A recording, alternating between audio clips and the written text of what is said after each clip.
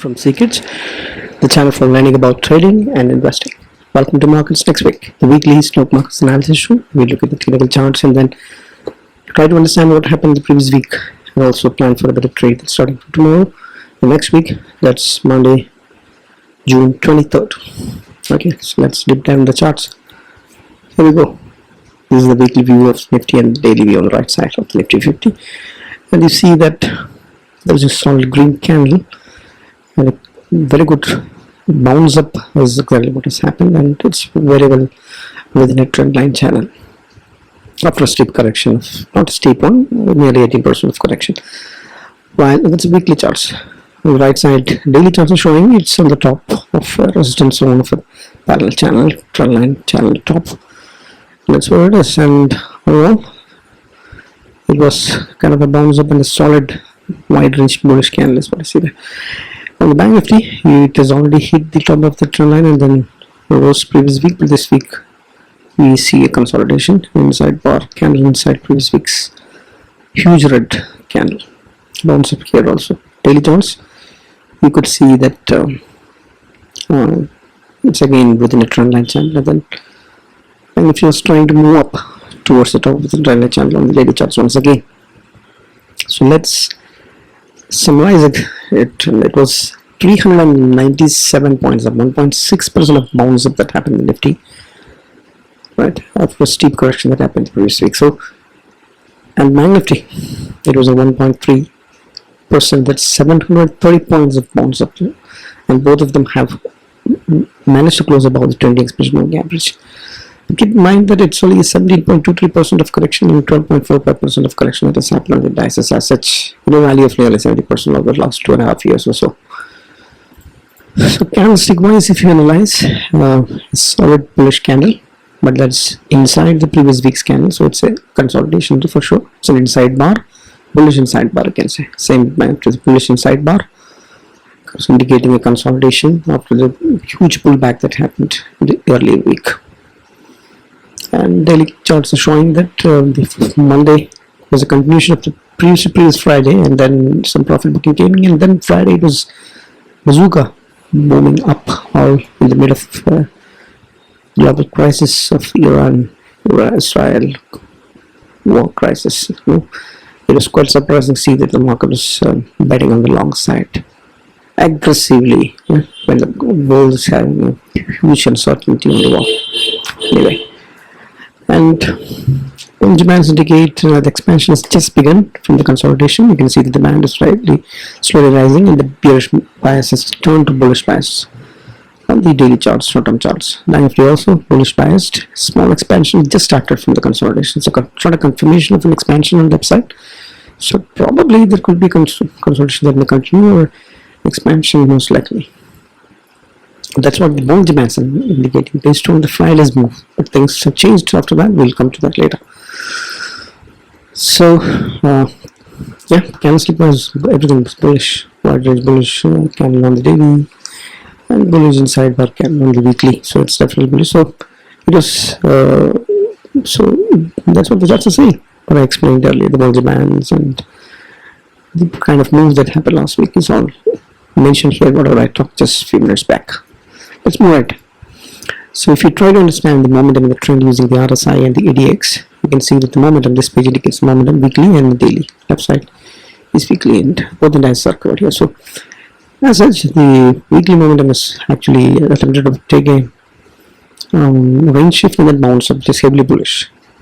And in the short term, it had slipped previous week the momentum to the sideways, and this week showed an attempt to climb above on both indices to climb above the RSI 60 into the bull zones, but it has not happened even though we had a big bazooka move on the Friday. It's still sideways and rising up, not bullish and rising yet. So short momentum remains sideways while medium term momentum is turned bullish. But the trend indicator ADX indicates it's all bullishness. Nothing has happened. In fact, it has turned bullish on both time frames on both indices. The trend is clearly bullish, and short term momentum has slipped, remains to the sideways, but medium term is intact, bullish. So that's a summary of that. Right? When you say short term, it's daily charts, and medium term, it's weekly charts. Keep that in mind. Going ahead, if you try to understand the bond selling, this is a big contradiction along with the price movements on last week. In spite of the global uncertainty rising up, India VIX was falling down, which is expected to rising up. That is not the case for some strange reasons. Maybe the market collective intelligence knows more about things that are happening, or it has placed bets on the wrong side. No idea. But the VIX is cooling off, which indicates that the fear is coming down. But in fact, is that the case? It really is. We'll come to know only on Monday after the recent US involvement in the war now. So India VIX is cooled off nearly 10%. It's the low volatility regime of 13.67 is the big contradiction along with the price movement that happened last week. And open interest analysis based on the futures showing it's long built up because Friday's move was big, so that's bullish. But open interest on the options for the monthly expiry that's coming on June 26th on both indices shows that the PCR is bullish in the case of Nifty, but not bullish enough in the case of Banknifty. So that's something to make a note. Overall, you can say it's bullish, right? Operators bets are bullish, so Monday gap up opening, a lot of long unwinding will happen in case things the fear of attacks and big spikes, and if the market sees the threat to the global economies as such because of the war or the US involvement, then things could be a big long unwinding and that could end up to be a big crackdown. Keep that in mind. But as of Friday, things were contradictory to what exactly was happening behind the scenes, and weekend did happen, and now we'll let us see. But keep that in mind. This is where people place the bets. Now, you'll try to understand the support and resistance levels. You can use the open interest based analysis downside for the monthly expiry. It shows that 25,000 and 25,500 is where the maximum put and call writing has happened. It's very narrow range. Second highest put and call writing is at 24,800 and 25,000. That's levels of support resistance for next week. And Banknifty 56,000 remains the same place where all the bets are there on the put side and the call side. So resistance and support, everything depends on whether 56,000 is going to get lost or not. After that, 1,000 point and 2,000 point on the other side. That's the range. 55,000 is where the highest, second highest put writing and second highest call writing is seen at 57,000. So that's the picture that we get. That's the support resistance that we get from the open interest on the options. Now looking another way of finding support resistance is to use the technical elements in the charts and then try to understand the resistance. So obviously the resistance would be at the zone of 25,333, where the channel top is also there and the previous highs are there, and upper margin will be 25,739 and then all-time highs. That's resistance on the upside downside.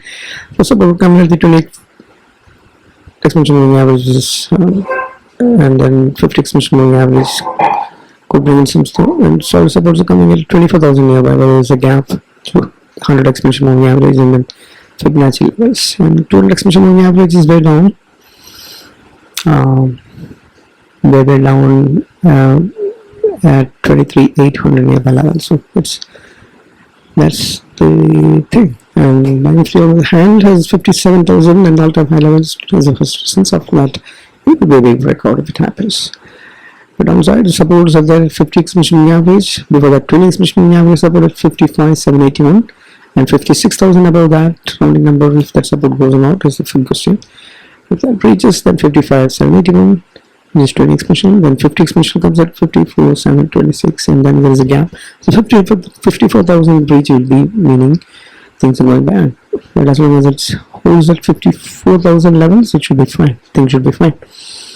Right. And then the 100 exponential moving average, there's a gap in between all these levels mentioned here. Make a note of these levels. Look at the charts. I'm not going into details, so I'll explain what is DMA, daily exponential moving average. Window gap is what gap is. Previous such as previous swing highs. RM is rounding number. Gap is Fibonacci is fib. Okay, so that's how I found the levels. Make note of that and then correlate that with the options based betting and then come to a conclusion on the levels and place your bets likewise. Let's move on and see what the sectoral indices are showing. So sectoral indices are not done much, except the Nifty has recovered 1.3%. None of them are, none of the sectoral indices were ready for taking long bets. Metal and pharma, so unknown, and the flattish move on the FMCG happened. and recover the IT and the auto is what has stood out. Those are all flat. FMCG flat, reality almost flat.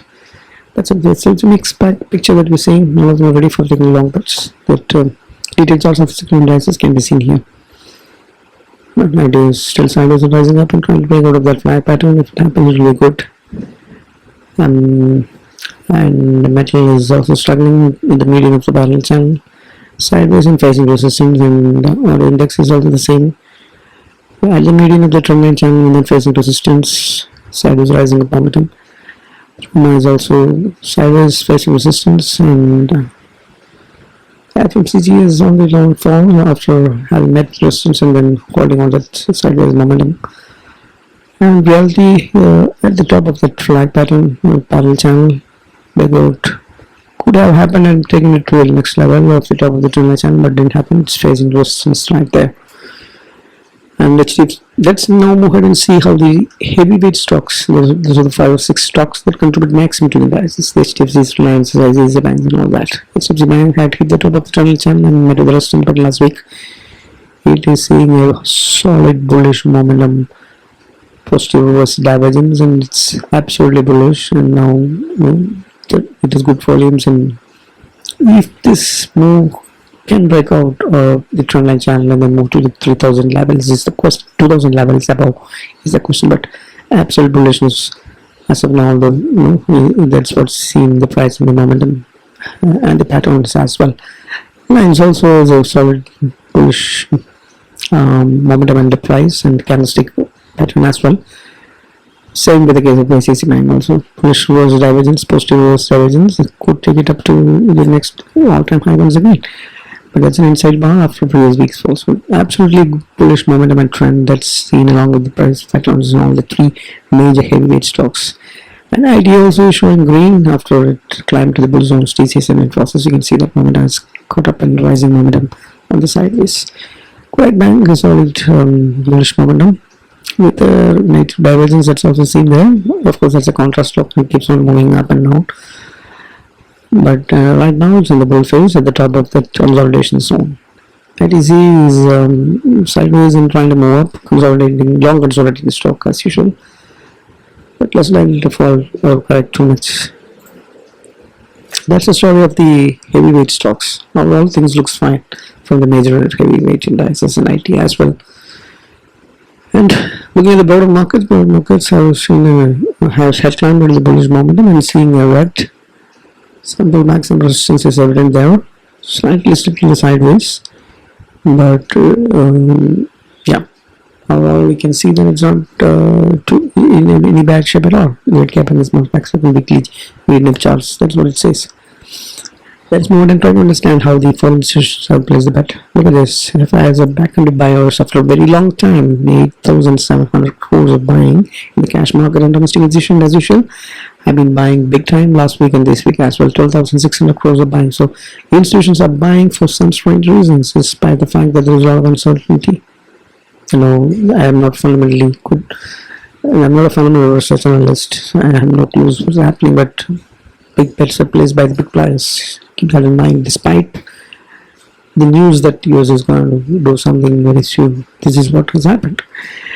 Now, the net longs on the derivative side is a moved up only 5 and DI sides last week on the derivatives, not just cash market. So that's the institutional participation rising up is what we saw last week, and let's try to also understand the global markets, the US markets primarily, and then gold, commodities like gold and crude, and then of course currencies. So currencies, dollar has strengthened 0.64 last week, and it is at below 98 still, and so falling to the bearish zones and then it's rising up. You see the charts here down here.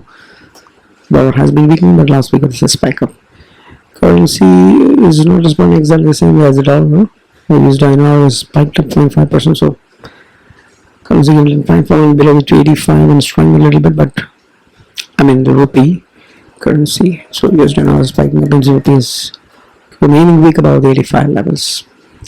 Crude oil was attempting to break out of that long trendline channel, and once again it's finding some resistance there. Now it's climbing the bull zones be cautious. There is a war going on, and exactly the reasons why the oil prices spiked up.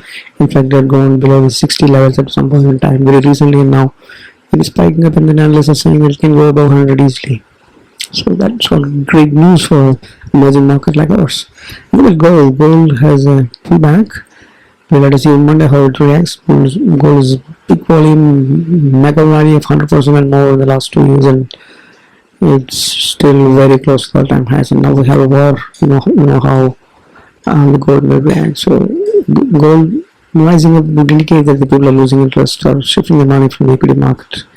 So it's a hedging instrument. It's fine. Those who losing on equity can gain on gold, but although gold gives a mixed bag on depending on which way you're using that hedging instrument. So US market is the next thing. US markets are showing that Dow Jones flat, Nasdaq flat, S&P 500 flat, absolute flat. That candles policy on all. Of course, you know the reasons for that. So US markets had anticipated the attack on Iran, and it exactly happened today, a few hours back. And those are the futures. Dow Jones non-future charts that you see there. So that's uncertainty. Of course, when there is a war going on, uncertainty will be there. We can't expect the market to go up for no reason like that. So US market is down is probably a red flag. So now global cues are absolutely no great with respect to gold, crude, and US mother market. So stay cautious. Now stock books too long. That is what I see as of now. They're running the scanners. This is what I get. And I may go wrong absolutely because a lot of things happen. The war side on the Middle East the weekend, so things may go wrong. But believe the charts and have tight stop loss and get out gracefully. There's a flag pattern that you see on the real estate, Prestige Estate Limited. Good volumes, momentum rising above all the bull zones, and turnout is bullish, and price pattern is a flag, and usually you could get a 1:2 if things play out well. Have tight stop losses though because of the current scenario. Why I'm going for long and not because we'll have to believe the charts as on the last day. You can anticipate what market is going to react on Monday. That's not in my hands. As of now, it's long bets that is shown on the screen, and that's it. Remember, these are not recommendations, absolutely not. These are educational purpose alone. Keep that in mind. Technicalanalysis is IT stock that you have taken last week. Just climbing the bull zones. Momentum is good, trend is good. On the medium term, volumes are also good, and supply pattern breakout. 1:2 close slower can come in. Have tight stop loss though because global cues are not that great. The third one is FNO strategy on the Nifty weekly, not weekly actually, monthly expiry. So basically it's a bull call spread. Very current the risk. If the market falls, which is good likelihood that market can fall, so you will end up in profit when the market falls whatever it wants. But if it reverses and reacts opposite to what the sentiment is, then we'll have trouble. So cut your losses, I think. But the SWOT is not that great, but probably a profit in the range that you're getting and the direction of the marketplace. These are the bets that you can place as of now. That is our recommendations and just educational purpose. It's a bull course for the weekly that you're seeing there. Let's wrap it up. So market had gone down last week, nose dived actually, but a very quick bounce. Looks like it can bounce, considering that there is event that has happened today. So market has bounced up after early week slip is what has happened on the weekly charts of Nifty, and we have an ongoing conflict which has escalated this Sunday today as I'm speaking. And power last week market closed week to week positive with the momentum of the trend turning bullish and the momentum remaining sideways in short term. So FIs are turned buyers along with the DAI, so that's the positive aspect. Always keep in mind we just had a 17.5 and 12.5 prolonged correction that had going on since last several months, and now it was an attempt to hit the all-time high once again back on both indices, and bank has in fact done that quite early, but now we have crisis after the crisis of the last 3 months. India-Pak conflict followed by Middle East conflict, and before that we have the tariff, US Trump tariff threats and all this, and things are suddenly turning to be jittery and indecisive and uncertain, although the FI buying and India is not, and the charts are not showing that. Right. but definitely the resistance zone, we can say. So let's try to put together different factors in favor of the bulls and the bears and then try to understand something from that. So if I ended up bias is positive, Index is falling, it is falling 10% in fact, and that's again positive. So it is in the low regime. Options are bullish on PCR and futures RI is also bullish. Right, and price is climbed above the trend expression moving average. One of the bands are having a bullish bias expansion on the upside, beginning of that at least. And you have heavyweight stocks maintaining the bullish, some of them bullish movement, the sideways movement. Well, markets are doing red, but maintaining that close to the bullish zones and maintaining the sideways momentum for now. Sector indices are also maintaining the sideways. One of them have gone to the zones that the major sector indices at least. So overall, bulls side has a lot of factors in favor as of now. Although we have the event that has happened a few hours back, which could turn things out of what we had expected. So what's in favor of the bears is the fact that US markets are flattish, and absolute flat, uncertain. Options are only Nifty is not great. Options are PCR on the Nifty is good, but Banknifty is not great. Crude oil, I think I had to go through some correction just in case. Yeah, so Nifty is good, Banknifty is what is trouble. Right, so let me just correct it on Banknifty, and that's the picture.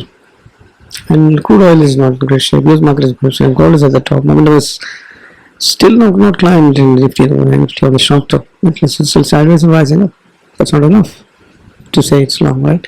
So that's in favor of the bears that way also. So that's how we bucket to other things. Keep that in mind that US tariff wars and the Middle East crisis escalated. And there is uncertainty and volatility could step in any time. Be extremely cautious when you're placing long positions. Have tight stop losses, whatever that you take. And so my view for next week is mildly bearish because it's a resistance.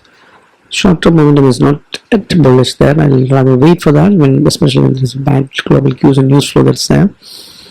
I don't care whether the VIX is showing that or if I are buying or not.